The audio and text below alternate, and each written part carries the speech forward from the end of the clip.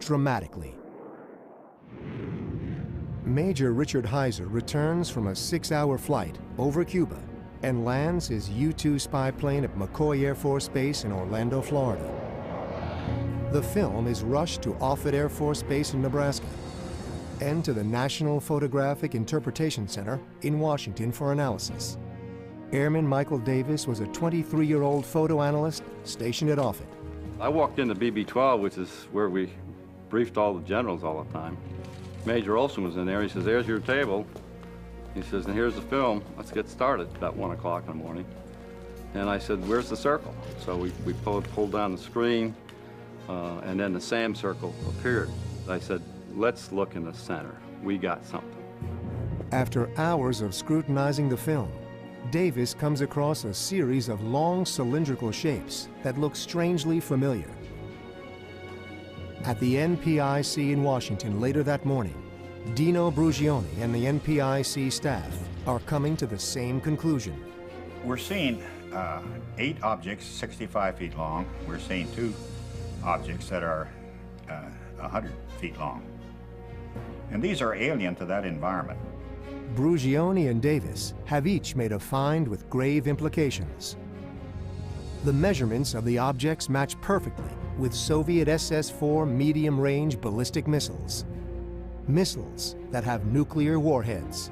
And we were convinced that this was what we had was a field-deployed SS-4 site. The Soviet SS-4 missile has a range of 2,000 miles. When launched from San Cristobal, Cuba, it can hit Washington, D.C., Baltimore, the Strategic Air Command headquarters in Nebraska, and the entire southeastern United States. As the men at NPIC look at the U-2 photos, they find another SS-4 site, then another. They work through the night until NPIC Chief Art Lundahl comes in the next morning. Lundahl came in the morning, and he looked at them. And he kind of sighed. He said, "This is trouble. This is real trouble." NPIC Chief Art Lundahl goes to the White House to brief President Kennedy and his National Security Council on the grim discovery. That meeting, like many others during the coming crisis, is secretly recorded by President Kennedy and only recently declassified. In the room with President Kennedy are Marshall Carter of the CIA, Defense Secretary Robert McNamara, Attorney General Robert Kennedy, National Security Advisor McGeorge Bundy, and other top aides. The group became known as the Executive Committee of the National Security Council, or EXCOM. This is a result of the photography taken Sunday, sir. There's a medium-range ballistic missile launch site and 2 new military encampments on the southern edge of the Sierra de Rosario, west central Cuba. Where would that be? West central, sir, right? The launch site of one of the encampments contains a total of at least 14 canvas-covered missile trailers measuring 67 feet in length. How do you know this is a medium-range ballistic missile? The length, sir. The Soviets have made a bold move. The discussion turns toward a quick solution: airstrikes to destroy the ballistic missile sites before they become operational. I think it's extremely important. Defense Secretary McNamara. Discussion be founded on this premise that any airstrike will be planned to take place prior to the time they become operational. Because if they become operational before the airstrike, I do not believe we can state we can knock them out before they can be launched. And if they're launched, there is almost certain to be chaos in part of the East Coast or the area in a radius of 600 to 1,000 miles from Cuba. What no one in Washington knows is that at least one ballistic missile site in Cuba is about to become operational.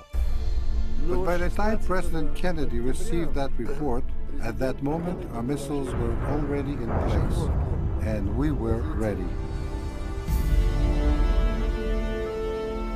In Washington, President Kennedy goes over his military options. How long does it take to get in position to invade Cuba? Almost a month or 2 months? No, sir. No, sir. It's a matter of 7 days after the airstrike, assuming the airstrike airstrike starts the first of next week. Did you get 6 divisions or 7 divisions in Cuba in 7 days? No, sir, there are two plans we have. One is to go at maximum speed, which is the one referred to by Mr. Lackmeyer about 7 days after the strike. We put in 90,000 men in 11 days. If you have time, if you give us more time so we get all the advanced preparation and pre-positioning, we put the same 90,000 in 5 days. A naval blockade of Cuba to keep out further Soviet weapons is another option. But the military wants an invasion. Kennedy needs time to decide. He orders an increase in U-2 surveillance flights. What no one in XCOM knows is that the Soviets in Cuba are also armed with battlefield nuclear weapons. Short-range missiles with the ability to decimate an invading army. American troops could face these weapons as they land on Cuban beaches. Also unknown is a nuclear threat at sea.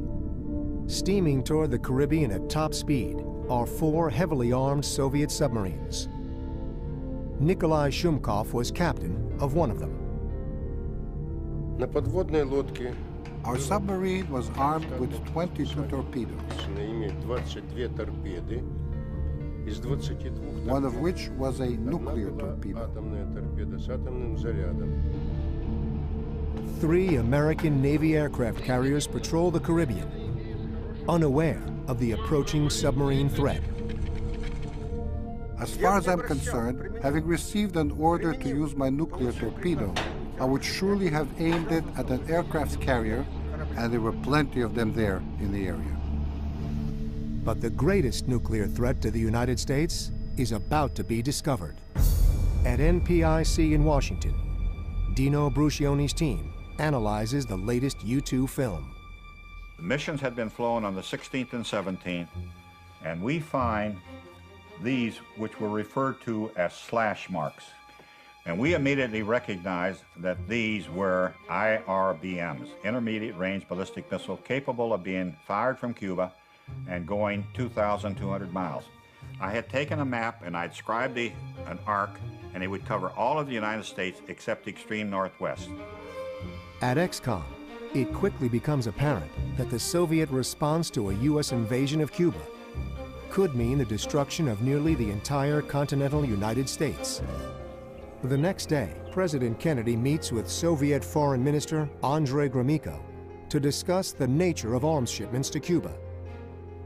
Gromyko denies that there are any offensive weapons in Cuba.